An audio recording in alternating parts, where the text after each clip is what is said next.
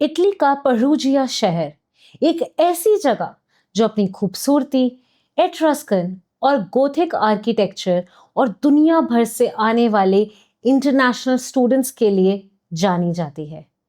एक ऐसी जगह जहां लोग अपनी जिंदगी का सबसे बेहतरीन वक्त बिताने आते हैं। पर 2 नवंबर 2007 की सुबह इस खूबसूरत शहर के एक पुराने घर विया डेला परजोला 7 में कुछ ऐसा मिला जिसने पूरी दुनिया के न्यूज़ चैनल्स को हिलाकर रख दिया था।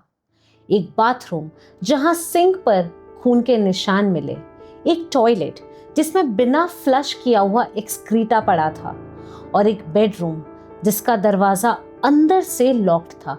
जब पुलिस ने उस दरवाजे को तोड़कर अंदर कदम रखा तो जमीन पर एक रजाई के नीचे एक 21 साल की ब्रिटिश लड़की की बॉडी पड़ी थी।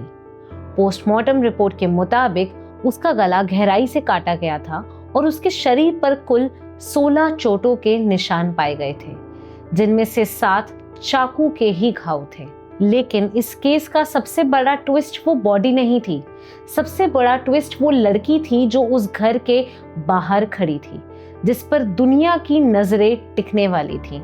एक 20 साल की अमेरिकन स्टूडेंट जिसे दुनिया जल्द ही फॉक्सी नॉक्सी और द एंजल विद आइज के नाम से जानने वाली थी। क्या उसने सच में अपनी रूममेट का मर्डर एक फ्यूल गेम के लिए किया था, या फिर वो एक करप्ट लीगल सिस्टम और मीडिया की भूख का शिकार बन गई थी? ये कहानी जस्टिस की नहीं है, ये कहानी है एक ऐसे चक्रव्यूह की जिसमें सच प्रूव कर पाना मुश्किल था। Welcome to the crime show.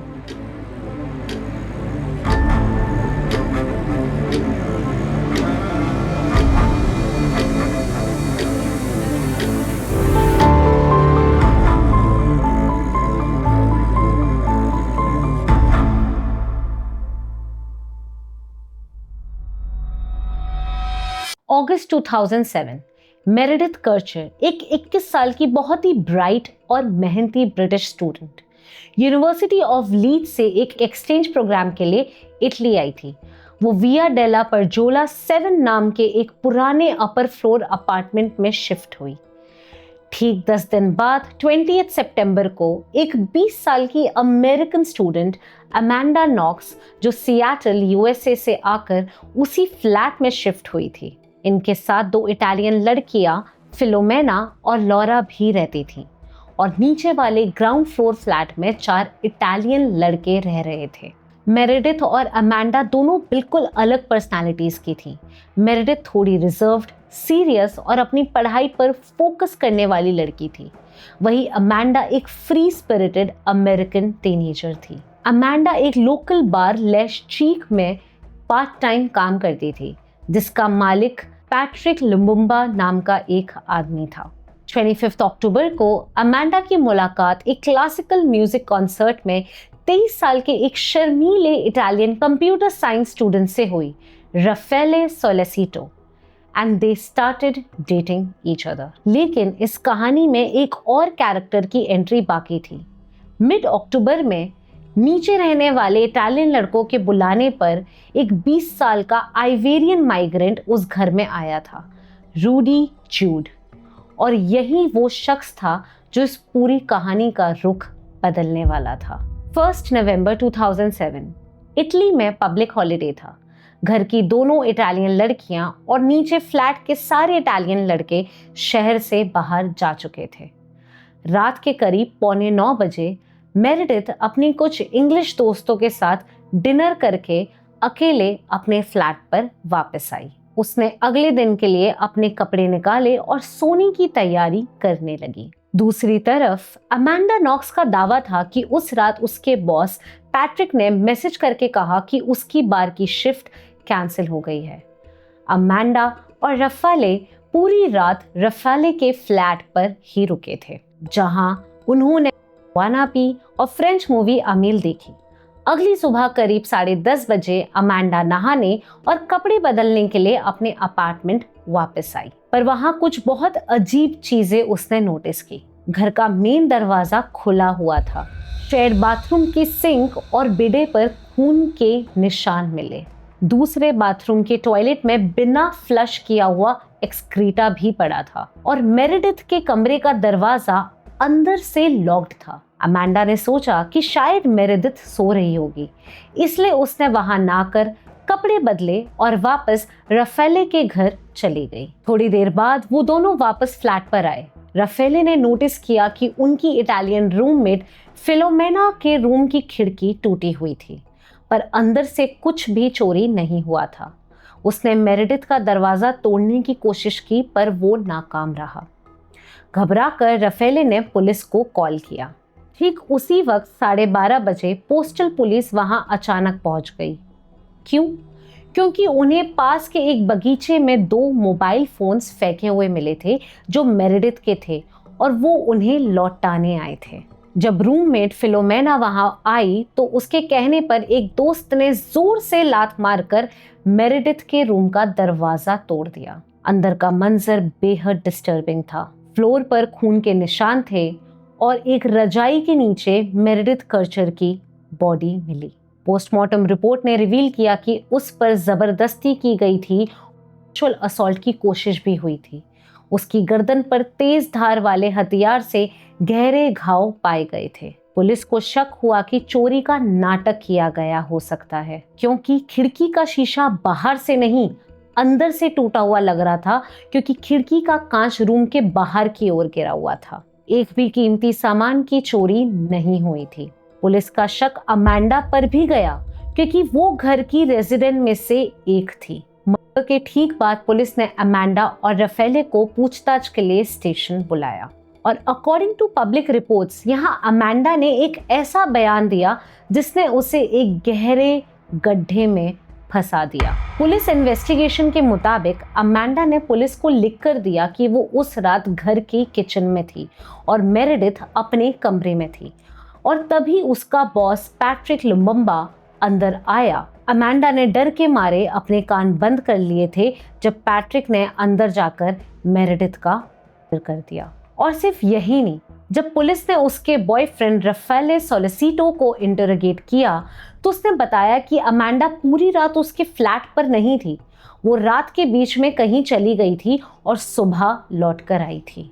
6 नवंबर 2007 को इस शॉकिंग कन्फेशन के आधार पर पुलिस ने अमांडा नॉक्स, राफेले सोलिसिटो और पैट्रिक लम्बम्बा को मर्डर के जुर्म में अरेस्ट कर लिया था और यहीं से अमांडा का फॉक्सी नॉक्सी का नाम अब दुनिया के हर अखबार की हेडलाइन बन चुका था। पर क्या सच में वैसा ही हुआ था जैसा इटली की पुलिस और मीडिया ने दुनिया को बताया? अकॉर्डिंग टू रिकॉर्ड्स, अमांडा ने वो बयान किसी शांत कमरे में बैठकर अपनी मर्जी से नहीं दिया था। इस पूछताछ के दौरान उसे कोई लॉयर नहीं दिया गया था और ना ही कोई ट्रांसलेटर, और अगर एक ट्रांसलेटर आई भी थी तो वो भी ट्रांसलेटर से ज्यादा इंटरोगेटर बन रही थी। उससे उन दिनों 50 घंटे से भी ज्यादा पूछताछ की गई थी, जिसमें वो बहुत थक और डर गई थी।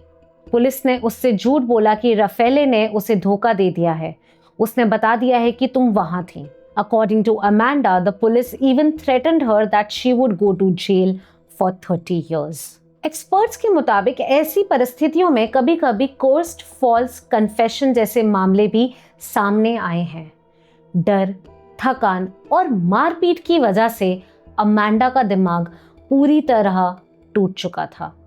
उसने वही बोला जो पुलिस उसके मुंह से उगलवाना चाहती थी, जिसका सबसे बड़ा सबूत उस कन्फेशन पर साइन करने के कुछ ही घंटों बाद जब अमांडा को अकेले सेल में भेजा गया और उसका दिमाग ठीक हुआ तो उसने तुरंत एक रिट्रैक्शन नोट लिखा। उसने लिखा कि वो थक चुकी थी, वो डर गई थी। जो उसने लिखा वो सच नहीं है, पर पुलिस ने उसकी इस पुकार को नहीं सुना। 19 नवंबर 2007 रोम की फोरेंसिक टीम को क्राइम सीन से एक सॉलिड सबूत मिला। मेरेडिथ के तकिए पर के पाम प्रिंट्स मिले। जब डीएनए टेस्ट हुआ तो वो डीएनए ना ही अमांडा का था, ना पैट्रिक का था और ना ही राफेले का था, बल्कि वो था आइवेरियन माइग्रेंट रूडी जूड का, जिसे नीचे रहने वाले इटालियन लड़कों ने बुलाया था।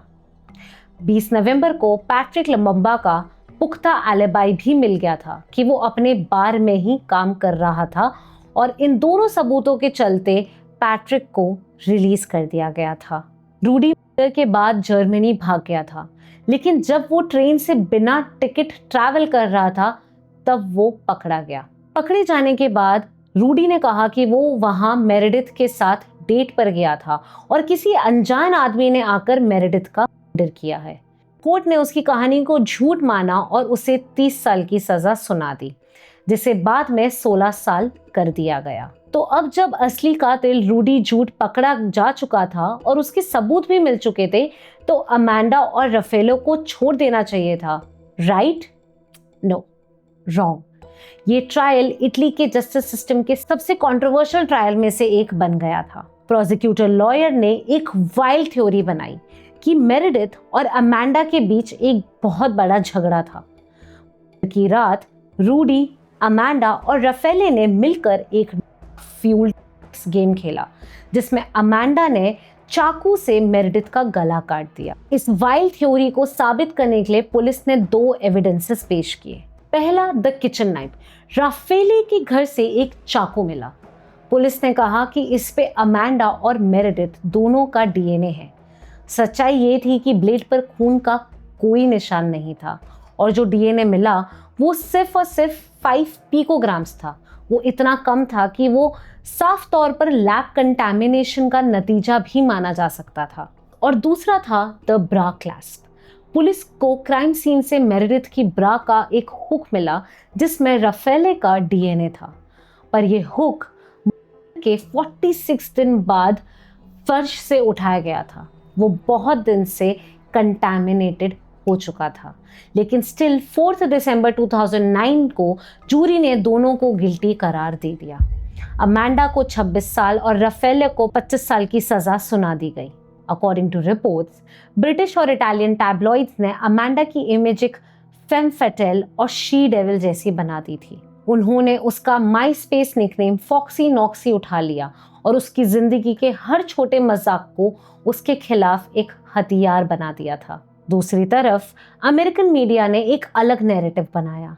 अमेरिकन मीडिया के लिए अमांडा एक मासूम गर्ल नेक्स्ट डोर थी जो एक करप्ट और इनकॉम्पिटेंट लीगल सिस्टम का शिकार हो गई थी। अमांडा के परिवार ने अपनी लाइफ की सारी जमा पूंजी लगाकर सियाटल के एक टॉप पीआर फर्म हायर की, जिसने दुनिया का ध्यान उन फ्लॉड डीएनए रिपोर्ट्स और पुलिस की गलतियों पर खींचा।